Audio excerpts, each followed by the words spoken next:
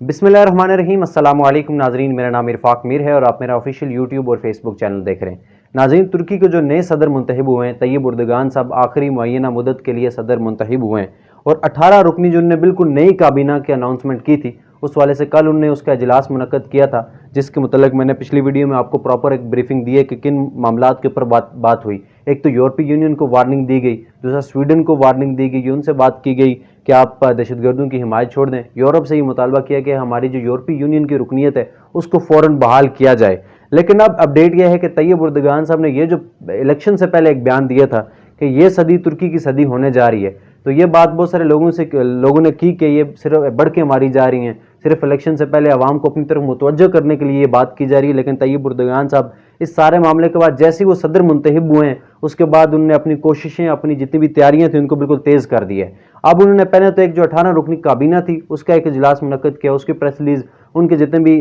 जो निकात थे गुफ्तगू के वो सामने आए। अब उन्होंने तुर्की जो कौमी सलामती कौंसल है उसका एक इजलास बुलाया, जिसकी पिक्चर्स भी आप देख सकते हैं, जिसमें फौज के भी आला जितने भी ओहदेदारान थे वो भी मौजूद थे और जितनी भी समाजी शख्सियात और हुकूमती जितनी भी शख्सियात थी उनकी शिरकत हुई है। इस सारी इजलास में क्या बातें हुई हैं, किस मामलात के मुतल्लिक बात हुई है, तुर्की ने अपना जितना भी एक सफारती जहन होता है उसको बिल्कुल वाज़ह कर दिया तमाम कंट्रीज़ के लिए। और जितनी भी दहशतगर्द तंजीमें तुर्की में धमाके करवा रही हैं इन दिनों वो बड़े ज़ोर शोर से चल रही हैं, वो तंजीमें कुर्द बागियों की जितनी तंजीमें और बाकी भी उन तंजीमों का भी मैं तफसील से जिक्र करूँगा। उस हवाले से तैयब उर्दगान साहब ने इस सारी मीटिंग में एक अहम फैसला किया है और इनसे बहुत सख्ती से निपटने का फैसला कर लिया गया है। उस हवाले से बड़े ऑपरेशन की भी तैयारी होने वाली है और अक़वाम मुत्तहिदा की तरफ से, यूएन की तरफ से एक बड़ी पेशकश की गई थी, एक हुक्म दिया गया था, एक इल्तिजा की गई थी तमाम कंट्री से। उस वाले से तैयब उर्दगान साहब और तुर्की ने एक बहुत बड़ा ऐलान किया है और बहुत बड़ी अपडेट इस पूरी दुनिया के लिए सामने आई है तैयब उर्दगान साहब की तरफ से। और दूसरा अहम चीज़ कि तैयब उर्दगान साहब ने ये बात की थी ये सदी तुर्की की सदी होने वाली है और ये बात कही जा रही थी कि ये जो सिर्फ एक सियासी बयान है, लेकिन उस वाले से अहम डेवलपमेंट्स, कुछ इंफ्रास्ट्रक्चर के ऊपर काम करने जा रही है, नए कुछ प्रोजेक्ट्स तुर्की में ओपन होने वाले हैं, उस सारे मतलब तफसील से बात करूंगा। आपसे गुजारिश होगी मेरे चैनल को सब्सक्राइब कर लें, साथ लगे बेल आइकन को भी प्रेस कर लें। और अगर ये वीडियो आप हमारे फेसबुक पेज के ऊपर देख रहे हैं तो गुजारिश होगी पेज को भी जरूर फॉलो कीजिएगा ताकि आप तक हमारी सारी अपडेट बर वक्त पहुंचती रहे। नाज़रीन, कल के दिन तैयब उर्दगान साहब जो तीसरी और आखिरी बार उनकी ये मुअय्यना मुद्दत है जिसके लिए वो सदर मुंतखब हुए हैं, उन्होंने जो कौमी सलामती कौंसल तुर्की की है वहाँ पर एक इजलास बुलाया और तुर्की का जो सदारती महल है वहाँ पर यह इजलास हुआ है, जिसमें फ़ौज के आला ओहदेदारान, हुकूमती जितने भी अहम शख्सियात थे उन्होंने इस सारी मीटिंग में शिरकत की है। और तुर्की के हवाले से ये जो एक इस जितना भी इजलास था इसके बाद एक प्रेस रिलीज सामने आई है और जो उनका इंफॉर्मेशन मिनिस्टर उनकी तरफ से एक प्रेस रिलीज सामने लाई गई है, उन्होंने एक बड़ा बयान दिया इस हवाले से। और तैयब उर्दगान साहब की दो अहम स्टेटमेंट इस सारे इजलास में क्या हुई हैं। एक तो सबसे पहली चीज़ तुर्की की खुशहाली के लिए, खित्ते में अमनो सुकून के लिए और ठोस इकदाम जितने भी उठाने चाहिए वो गवर्नमेंट उठाएगी और जितने भी ये जो अदारे इनके वो इसके लिए भरपूर कोशिश करेंगे। लेकिन इत्तेहाद के लिए, तरक्की के लिए और तुर्की को आगे ले जाने के लिए जो सबसे अहम जो मसाइल हैं तुर्की की इस टाइम तैयब उर्दगान साहब की गवर्नमेंट को फेस करने पड़ रहे हैं वो दहशतगर्दी के हमले हैं और दहशतगर्द जितनी भी तंजीमें उनका बहुत सख्ती से सामना करना पड़ रहा है तुर्की के सदर तैयब उर्दगान साहब की गवर्नमेंट को। इस हवाले से आर्मी को भी बुलाया गया, आर्मी के भी जितने भी अहदेदारान थे उनको भी बिठाया गया कि इस दहशतगर्दी से कैसे निपटा जाए। जैसा कि मैंने एक बड़ा बयान दिया हुआ है कि ये सदी तुर्की की सदी होने वाली है, तो उस हवाले से जो पहली हमें बहुत ज़्यादा मुश्किल पड़ रही है ये दहशतगर्दी, उस हवाले से कुर्द बागियों की जो तंजीम है, इस हवाले से पिछली वीडियोज़ में तो मैंने प्रॉपर डिस्कस किया इस हवाले से ये तंजीमें क्या हैं, किस मकसद के लिए ये धमाके कर रही हैं। उनकी जो तंजीम है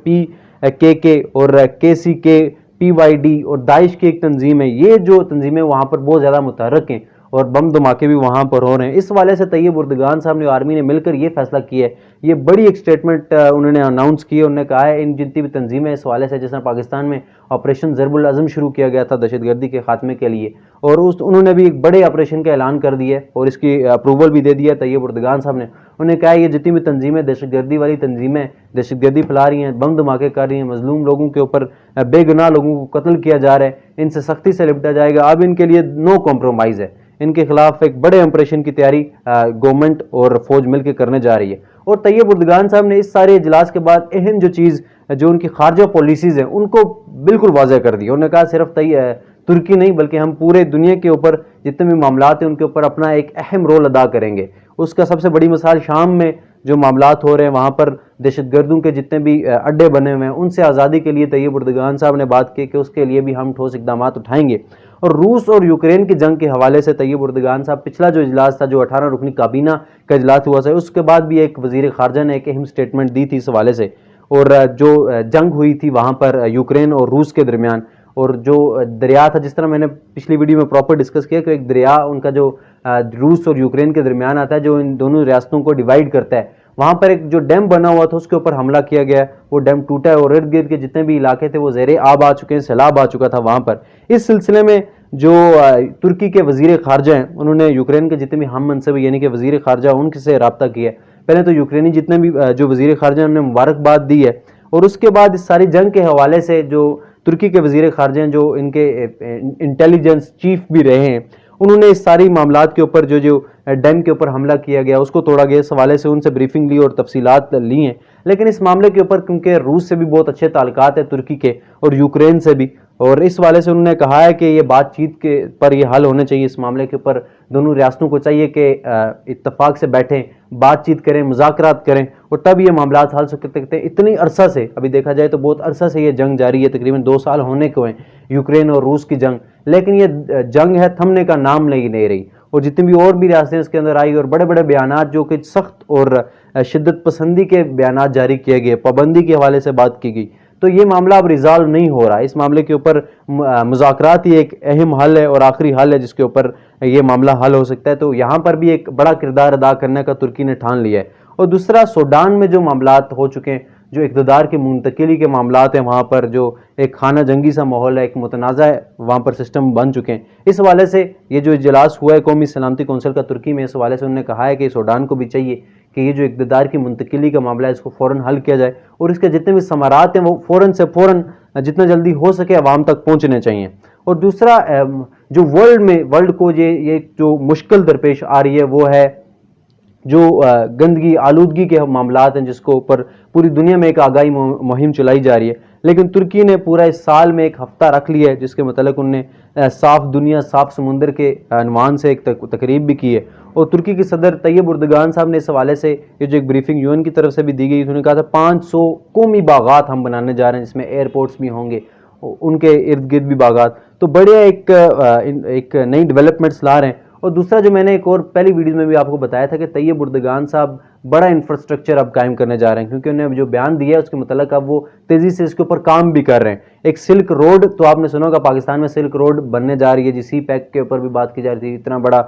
پاکستان کو اس سے فائدہ ہونے جا رہا ہے، لیکن ترکی نے طیب اردگان صاحب نے سلک ریلوے لائن کا افتتاح کرنے کا سوچ لیا ہے، اور اس حوالے سے پراپر جو پلان ہے وہ تیار ہو چکا ہے، اور سلک جو ریلوے اسٹرین ہوگی وہ یورپی جتنے بھی علاقے ہیں وہاں سے ترکی کو آپس میں جوڑے گی، تو اس سے کتنی بڑی سیاحت اور جتنا بھی ریونیو ترکی کو بہت زیادہ حاصل ہو سکتا ہے۔ یعنی کہ ترکی کے صدر طیب اردگان صاحب پراپر دن رات اب محنت کرنے جا رہے ہیں، اور ہر شعبہ ہے زندگی کے اوپر کام کیا جا رہا ہے ترکی کی طرف سے۔ امید کرتے ہیں ترکی کے لیے یہ جتنے بھی اقدامات ہیں یہ بہتر ثابت ہوں گے، اور ترکی عالم اسلام کے لیے ایک بڑی امید بنی ہوئی ہے، اور جو امیدیں ہم لوگ ان سے لگائے بیٹھے ہیں اس کے اوپر وہ پورا اتریں گے۔ اللہ پاک ان کی بھی حفاظت فرمائے اور پاکستان کو بھی اپنی حفظ و امان میں رکھے، اسلام کو اپنی حفظ و امان میں رکھے، اور مجھے اجازت دیجیے، اللہ حافظ۔